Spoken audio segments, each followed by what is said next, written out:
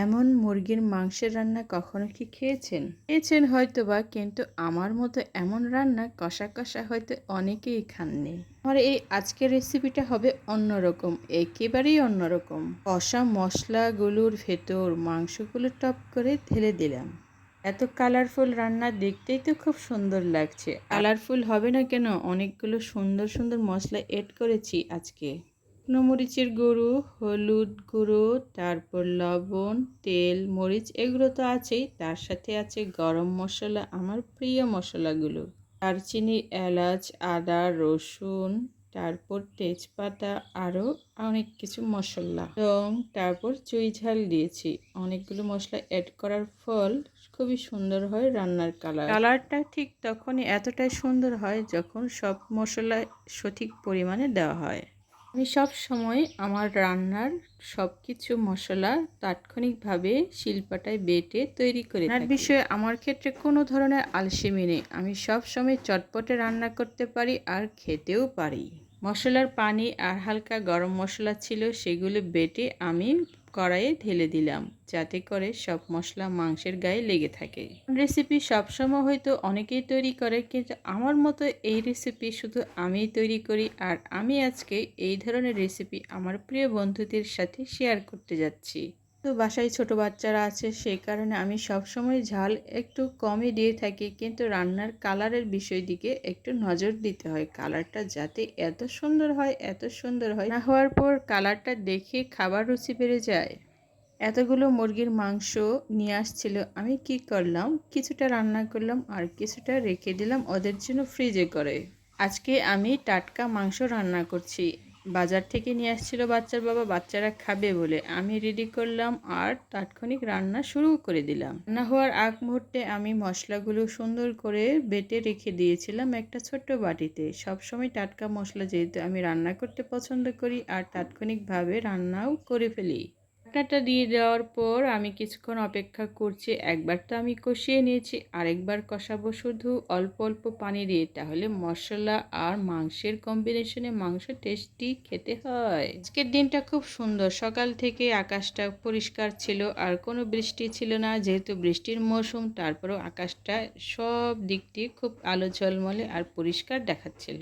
সাথে গরম ভাত আর টকটকে হলুদ ঝাল মশলা চটকদার খাবার, খুবই খেতে মজা হবে আজকে। বাচ্চারা তো বলছিল যে আজকের খাবারটা এত টেস্টি হবে মা, দেখতেই তো পাচ্ছি।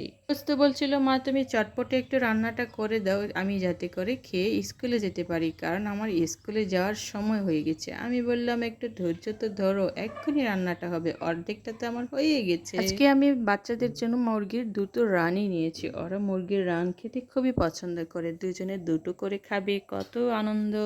ছোটবেলায় যখন বাড়িতে মুরগির মাংস রান্না হতো তখন খুব মজা করে মুরগির রানগুলো এতটাই পছন্দ হতো, মুরগির মাংসের রানগুলো খেতে খুবই ভালো লাগতো। তারপর বিয়ে হওয়ার পর কতকার খেয়েছি।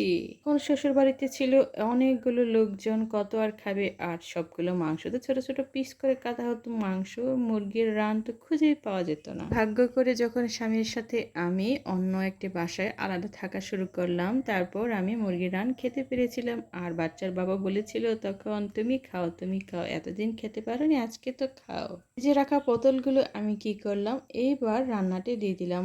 অনেকে বলবে যে রান্নায় কেন পটল, পটলটা হচ্ছে বাচ্চাদের জন্য। মাংসে কি শুধু পটলই খাবে নাকি মাংসই খাবে, দুটো একসাথে কেন দিয়েছি আমি। আর পটলটা রান্না করার পূর্বে আমি অনেকটাই তেলে ভালো করে ভেজে নিয়েছিলাম, বিচিগুলো আগে থেকে ফেলে দিয়ে। এমনভাবে কজনই রান্না করে বলেন, আমি আমার বাচ্চাদের জন্য চিন্তা করে সবসময় একটু অন্যরকম, অন্যভাবে টেস্টিভাবে রান্না করার চেষ্টা করি, যাতে ওরা খুব মনোযোগ সহকারে খায়। ওদের জন্য তো সব কিছু, ওদের জন্য এত পরিশ্রম, এত কষ্ট করে ভিডিও তৈরি করি, এত কষ্ট করে ভিডিওগুলো আপলোড করি, আবার এগুলো তৈরিও করি। যে ভয়েস ওভার দেওয়ার সময় আমার অনেকটাই একটু নিরিবিলি পরিবেশের প্রয়োজন হয়, অনেকটা সময় খুঁজে পাওয়া যায় না কোথায় ভয়েস ওভারটা দিব, তারপর অনেকটা চেষ্টা করে সময়টা বের করে নেই। মাংসগুলো আমি হালকা আছে রান্না করার চেষ্টা করছি, কারণ অনেকটাই সিদ্ধ হয়ে গেছে, আর একটু কষা দিব, যেহেতু আমি পটলটা মাঝখানে দিয়েছি, আর আরেকটু সময় হলে আমার রান্নাটা শেষ হবে।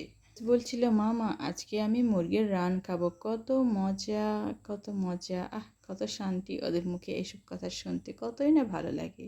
সে কথা বলছিলাম, শ্বশুরবাড়িতে এসে মুরগির রান খাওয়া তো আর হয়নি, ভাগ্যেও জোটেনি, কিন্তু স্বামীর সংসারে এসে প্রথম প্রথম খুব ভালোই খেয়েছি। তার মানে আমি বলতে যাচ্ছি, যখন আমি দূরে থাকতাম তখন বাচ্চার বাবার সাথে, যখন একত্রে আমি সংসার করতাম তখন খুব ভালোই খেয়েছে মুরগির রান। চটকদার মশলা জাতীয় খাবার ওকেও অনেক খাইয়েছি। আমি যেহেতু রান্না করতে জানি, আর রান্না করা তো আমার শৌখিনতা, রান্না করা আমার কত শখ। সময় নতুন আইটেমে রান্না করাটা আমার হচ্ছে শৌখিনতা, আর এই শৌখিনতা আজকে আমার শখে পরিণত হয়ে গেছে। এইভাবে অনেকটাই অল্প অল্প পানি দিয়ে আমি হালকা আঁচে মাংসগুলো সিদ্ধ করে আর একটু পরপর নিচে যাতে লেগে না যায়, এই কারণে ভালো করে নেড়ে চেড়েও দেই। কথা বলছিলাম, বিয়ের আগে তো খেয়েছি আর শ্বশুর বাড়িতে এসে পাইনি, আর স্বামীর ঘরে এসে কিছুটা হলেও খেয়েছি। তারপর বাচ্চারা এখন অনেকটাই বড় হয়ে গেছে, খেতে শিখেছে, এখন ওরা খায়।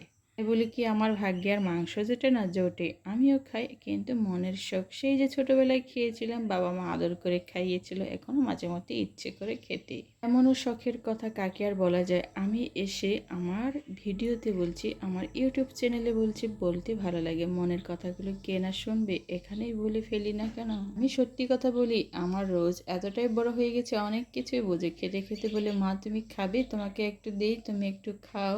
এত ভালোবাসে, এত ভালোবাসা তো মেয়েরাই ভালোবাসতে পারে। মাকে বোঝে, মার মনের কথা বুঝতে পারে, আর মাকে দিয়েও খায়। এত সুন্দর ভালোবাসা, এটাই তো পবিত্র ভালোবাসা মা আর সন্তানদের মধ্যে। এগুলো শুনতে বলতে আমার খুবই ভালো লাগছে, কারণ আমি আমার সন্তানদের কাছ থেকে এই ধরনের পবিত্র ভালোবাসা পাই। এর থেকে আনন্দে আর সুখের কি আছে? একে মনে হয় পৃথিবীর সব থেকে ভালো সুখ, আর এটাই হচ্ছে পবিত্র ভালোবাসা। এতে সুন্দর পৃথিবী আরও মধুর হয়, আরও পরিবারটাও সুন্দর হয়। আমি আমার রোজকে বলেছিলাম, মা আজকে খাবারটা তুমি অবশ্যই খেয়ে যাবে, দুপুরের খাবার স্কুলে যাওয়ার আগে। তুমি একটু আগে আগে চলে যাবে না, একটু পরে গেলেও আমি তোমাকে ভ্যানে করে অথবা নিজে দিয়ে আসবো। যখনই মাংস কষাচ্ছিলাম তখনই বলেছিল, মা আজকে কিন্তু তোমার হাতের রান্না আমি খুব মজা করে দিব।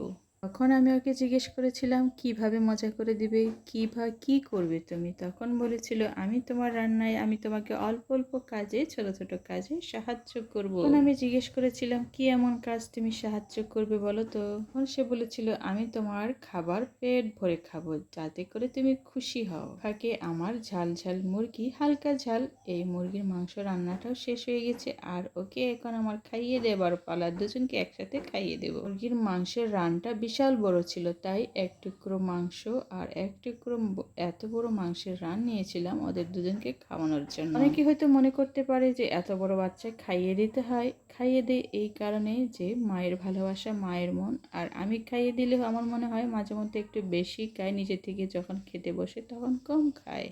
তাছাড়া স্কুলে যাওয়ার আগে একটু আদর করে খাইয়ে দিলে ওর মনটা ভালো থাকে, আর ফুরফুরে মেজাজে সে স্কুলে চলে যায়। তে বসে কত দুষ্টুমি, ওদের দুষ্টুমি এমনই হয়। ছোটবেলায় আমিও কত দুষ্টুমি করেছি, তারপরে আমার একটু রাগ হচ্ছে না, বলছে বসে একটু সুন্দর করে খাও। ওদের দুজনকে একসাথে খেতে বসিয়ে আমার খুব ভালো লাগছে, কারণ আজকে মজার মজার রান্না করেছি ওদের জন্য। আর সকালে নাস্তা দিয়েছিলাম মিষ্টি কিছু রুটি আর মিষ্টি জাতীয় কিছু খাবার। খেতে বসে রোজ বলছিল, আজকে আমার প্রস্তুতি খুব ভালো, কারণ আমার বিগত পরীক্ষার প্রস্তুতিগুলো ভালোই ছিল, আর ভালোই পরীক্ষা দিয়েছিলাম, ভালোভাবে আজকেরটাও হবে আমি বিশ্বাস করছি, কারণ আমার প্রস্তুতি ভালো। সাথে বসে বসে ওদের দুজনকে খাওয়াচ্ছিলাম, আর দুজনে খুব মজা করে খাচ্ছিল, কারণ রান্নাটা অনেক মজার হয়েছিল, অনেক ভালোবেসেই খাচ্ছিল। খুব ভালো লেগেছে আমার ওদেরকে খাওয়াতে পেরে। সবকিছু রেডি করে বললাম, খাবার যদি শেষ হয়ে যায় তুমি বসে কিছুক্ষণ বিশ্রাম নিয়ে তারপর স্কুলে আবার চলে যাও। এই তো আমার সকালের আজকে রান্না দুপুর পর্যন্ত।